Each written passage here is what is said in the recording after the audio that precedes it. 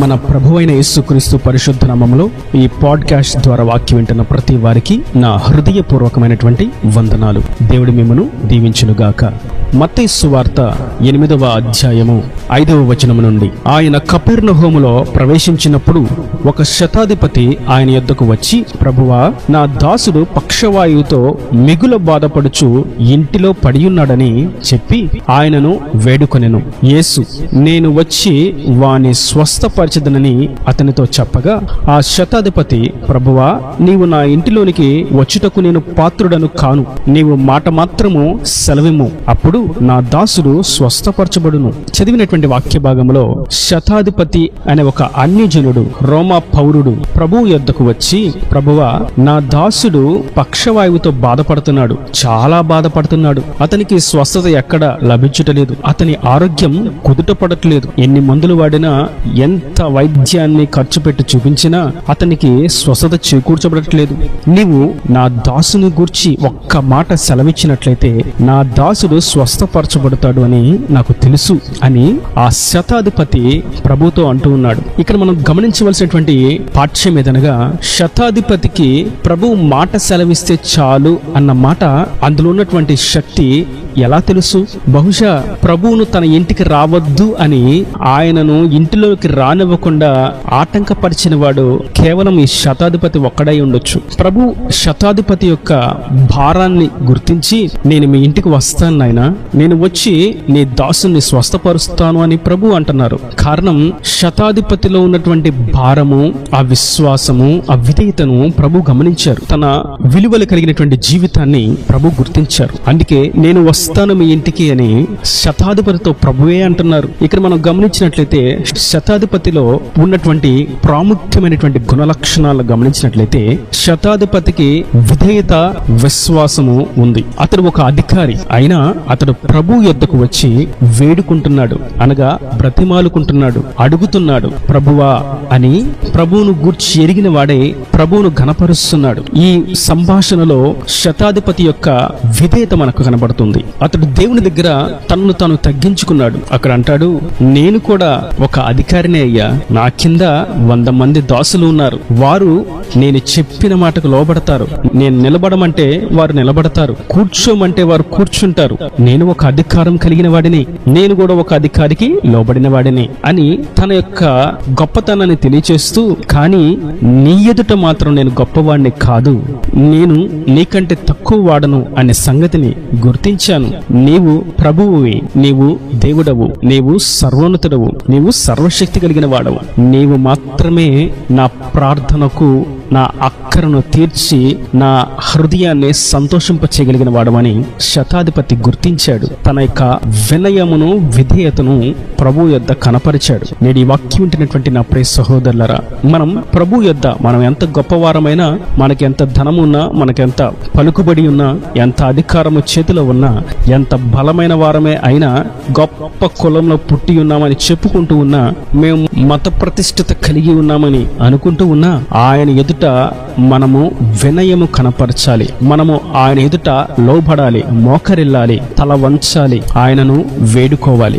రెండవదిగా, శతాధిపతి ఆయన ఎందుకు కనపరిచినటువంటి విశ్వాసం మనం గమనిస్తాం. అంటారు, నేను వచ్చి నీ దాసుని స్వస్థపరుస్తానయ్యా అని ప్రభు అంటే, శతాధిపతి ఎంతో అమూల్యమైనటువంటి మాటను చెప్తారు. నా ప్రభువా, నీవు నా గృహంలోకి అడుగు పెట్టడానికి కొంచెమైనా అర్హత లేని వాడను, నా ఇంట్లో ఉన్నటువంటి సన్నివేశాలు, పరిస్థితులు అంతా వేరు కనుక నీవు నా ఇంట్లోకి రావడానికి నేను కొంచెమైనను యోగ్యనను కాను, కానీ నీవు ఒక్క మాట సెలవిస్తే ఎక్కడో ఉన్నటువంటి బలహీనంగా ఉన్నటువంటి నా దాసుడు స్వస్థపరచబడతాడు, నీవు ఒక్క మాట సెలవివ్వవా అని తన విశ్వాసాన్ని కనపరుస్తున్నాడు. మనం ప్రభు యొద్ద విశ్వాసము కలిగిన వారమై ఉండాలి. ఆయన మాత్రమే చేయగలడు, మరెవ్వరూ ఈ కార్యాన్ని నిర్వర్తించలేరు, చేయలేరు అన్నటువంటి పటిష్టమైనటువంటి విశ్వాసము కలిగిన వారమై ఉండాలి. ఎంతో మంది ప్రభు తన ఇంటికి రావాలి రావాలని కోరుకుంటూ ఉంటే శతాధిపతి మాత్రం, అయ్యా నువ్వు మాట మాత్రమే సెలవివ్వు, నువ్వు నా ఇంట్లోకి వచ్చి అడుగు పెట్టి నా దాసుని ముట్టవలసిన అక్కరలేదు, నీ మాట సెలవిస్తే చాలు అని ప్రభు యొక్క శక్తిని గమనించిన వాడు.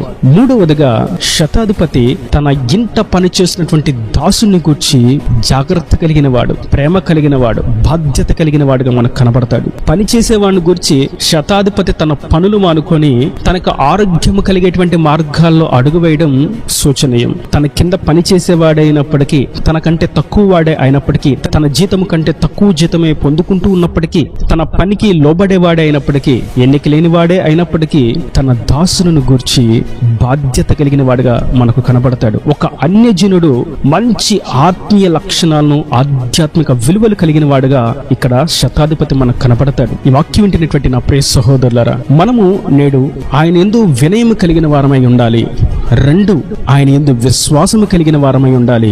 3, మనము దేని గూర్చైతే ప్రార్థన చేస్తున్నామో అది బాధ్యతగా ప్రార్థన చేయగలిగిన వారమై ఉండాలి. సాధారణంగా పెదవులతో చేసేటువంటి ప్రార్థన కాదు కానీ ఏదో వారిని గూర్చి వీరిని గూర్చి, వారి ప్రార్థన అవసరతలను గూర్చి వీరి ప్రార్థన అవసరతలను గూర్చి పెదవులతో ఆయనకు తెలియచేస్తున్నట్లు కాదు కానీ బాధ్యత కలిగినటువంటి ప్రార్థనను మనము కలిగి ఉండాలి. శతాధిపతిలో నుండి ఒక మంచి గుణగణాలను ప్రభు లేవనెత్తి నేడు మనకు తెలియచేస్తున్నారు. అక్కడ రాయబడినటువంటి మాట 10వ వచనంలో, ప్రభువు అతని యొక్క ఆధ్యాత్మిక విలువలను చూచి ఆశ్చర్యపోయాడు. ఎంత గొప్ప ఆధిక్యతను శతాధిపతి పొందుకున్నాడు. అంతమంది లక్షలాది జనుల మధ్య శతాధిపతిని చూసి మాత్రమే ప్రభు ఆశ్చర్యపోయాడు. అతనిలో ఉన్నటువంటి అపారమైనటువంటి విశ్వాసం, అతని దాసుని పట్ల అతనుకున్నటువంటి ప్రేమ, అతడు ప్రభు ఎదుట కనపరిచినటువంటి విధేయత ఆయనను ఆశ్చర్యపరిచేలా చేసింది. నేడు మనం ప్రభువును ఆశ్చర్యపరిచేటువంటి ఒక ఆత్మీయ మెట్టును మనం ఎక్కవలసిన వారమై ఉన్నాము. మన వినయముతోనూ, మన విధేయతతోనూ, మన విశ్వాసముతోనూ మనం జీవిత విలువలు కలిగిన వారముగాను, బాధ్యత కలిగిన వారముగాను, నిజమైనటువంటి సత్య క్రైస్తవులుగాను ప్రభువును ఆశ్చర్యపరిచే, ప్రభు చేత వెంటనే ఆ కార్యాన్ని పొందుకునేటువంటి ఒక ఉన్నతమైనటువంటి మెట్టుకు ఎక్కవలసిన వారమై ఉన్నాము. ప్రభు నేటి దినాన మనకు తెలియచేస్తున్నారు, శతాధిపతికి నేను రావాల్సిన అక్కర లేదు, నా మాట సెలవిస్తే చాలు అని కోరుకున్నాడు. అవును, నేటి దినాన ప్రత్యక్షంగా ప్రభు భౌతికంగా మన ఎదుట కనబడలేదు కానీ ఆయన మాట సెలవిస్తే ఏం జరుగుతుందో మనం గమనించవలసిన వారమై ఉన్నాము. శతాధిపతి గుర్తించాడు, నాడు సర్వ సృష్టిని సృజించిన వాక్కు, సూర్యచంద్రులను సృష్టించిన వాక్కు, తన జనుల కొరకు భీకరమైన కార్యాన్ని జరిగించినటువంటి వాక్కు, నిర్విరామముగా సృష్టిని ముందుకు నడిపిస్తున్నటువంటి వాక్కు, సృష్టి నిర్మాణకుడు, సృష్టి యొక్క నిర్వాహకుడు అయినటువంటి సర్వోన్నతుని వాక్కు, మృతులను సైతం సజీవునిగా లేపగలిగినటువంటి వాక్కు ఆయన వాక్కు అని, ఆ వాక్కులోని శక్తి ఉన్నదని శతాధిపతి గుర్తించాడు. మనము నేడు గుర్తించిన వారమై ఆయన వాక్కు సెలవిస్తే చాలు, ఆయన మాట సెలవిస్తే చాలు, ఆయన ఒక్కసారి ఇది నేను చేస్తాను అని అంటే చాలు, ఆ మాటే వాగ్దానం, ఆ వాగ్దానమే మన విశ్వాసం, ఆ కార్యమే మన నిరీక్షణ. ఆయన వాక్ శక్తే మనకు ఆత్మీయ శక్తి. క్రైస్తవుని యొక్క నిజమైనటువంటి బలం దేవుని మాట ద్వారా చేకూరుతుంది. ప్రభు అంటారు, అందుకే సాతానుతో, మనుష్యుడు రొట్టె వలన కాదురా, దేవుని యొక్క మాట చేత జీవించగలుగుతాడు. అవును, ఆయన మాట జీవింపచేస్తుంది, ఆయన మాట స్వస్థపరుస్తుంది, ఆయన మాట సమృద్ధిని కలుగు చేస్తుంది, ఆయన మాట ఆరోగ్యాన్ని కలుగు చేస్తుంది, ఆయన మాట కార్యాలను సఫలపరుస్తుంది, ఆయన మాట సంతోషాన్ని కలిగిస్తుంది, విశ్వాసను పురుకొలుపుతుంది. ఆయన మాటే మనల్ని సంపూర్ణంగా మార్చి సర్వోన్నతమైనటువంటి స్థలములకు చేరుస్తుంది. కనుక ఆయన మాట మనకు చాలును. అడుగుదాం, ప్రభువా, ఆనాడు శతాధిపతి నీ యొక్క శక్తిని గుర్తించాడు. నేను అనేకమైనటువంటి దాసులకు అధిపతిని, నా మాట వినేవాళ్ళు అనేకులున్నారు, నాకు తెలుసు నీ మాట యొక్క శక్తి. సాధారణమైనటువంటి నాకే నా పనివారు ఎంత లోబడుతుంటే, నువ్వు సృష్టికర్తవు, నీకు లోబడినది ఈ లోకములో ఏమున్నది? అవును, ఆయనకు లోబడినది ఈ ఇలలో ఏది కూడా లేనే లేదు.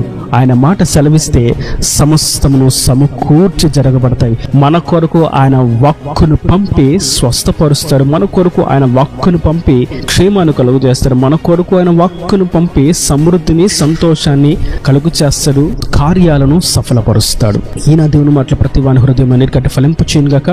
ఆమేన్. God bless you. తలలో వంచి కన్నులు మూసినట్లయితే మీ కొరకు చిన్న ప్రార్థన. ప్రేమ స్వరూపీకరణ కటాక్షం గల తండ్రి నా ప్రభువా, ఈ వాక్యం ప్రతి వారిని మీరు నిండాలుగా దీవించండి. శతాధిపతి యొక్క ఆత్మీయ గుణగణాలను గుర్తించడానికి, ధ్యానించడానికి మీరు చూపిన కృపను బట్టి, మీరు వివరించినటువంటి అమూల్యమైనటువంటి వాక్కులను బట్టి నీకు స్తోత్రములు తండ్రి. ఇంకా ప్రభా, శతాధిపతి ఏ విధంగా వినయము, విశ్వాసము, విలువలు కలిగినటువంటి జీవితము జీవించారు, అట్టి విధంగా మేము జీవించటకు ఈ వాక్యాన్ని వారందరూ అట్టి విధంగా ముందుకు సగటుకు సహాయం అనుగ్రహించండి. ఇంకా వారి ప్రతి అవసరతను, అక్కర్ను నీ మహిమలో తీర్చి నీ వాక్కు పంపి సకల సమృద్ధిని కలుగు చేయమని, నీ రాకడ రాజ్యంలో సిద్ధపరచమని యేసు పరిశుద్ధ నామమున ప్రార్థించి వేడుకుంటున్నాను తండ్రి. ఆమేన్, ఆమేన్.